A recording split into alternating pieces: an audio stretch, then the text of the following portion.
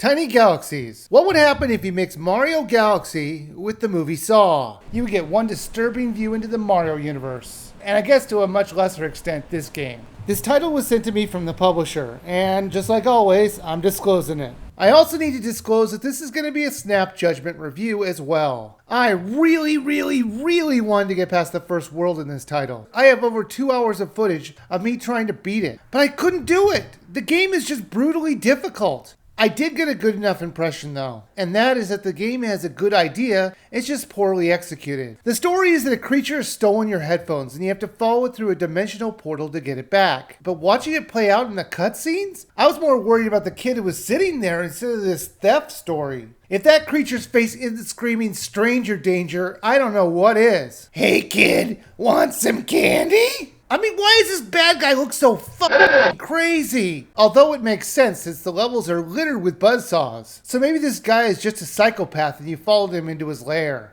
The controls are very easy to learn. You just use one button to jump and that's it. You travel from one planet to another. There is very little gravity in the world, so if you're close enough to another planet, you can jump to it. The goal is that you're going to need to find 3 stars in each of the levels. When you find the 3 stars, it opens a portal out of the level, somewhere in the level. There are 9 levels and 1 boss fight in each world. You tackle them any way you want, in any order you want. There is no explanation on how many stars you need to get to the next world. Usually there'd be like a counter you strive for, but honestly you just have to beat every world, so why bother with the star counter when you just have to get them all anyway? Also, when you beat a level, there's no indication when you do so you better remember which levels you did, or go in order. Why not just have a check mark by each level you beat? Plus the buttons that you have to press to pick a level are very small and very easy to push the wrong one. As you travel through the levels, you're going to have to go from planet to planet, dodging buzzsaws from every direction. The buzzsaw gimmick is the thing I found the most frustrating. You're gonna have to stop on a dime or jump at the right moment in order to miss the buzzsaws. And this could get really frustrating when the buzzsaws don't always have the same pattern.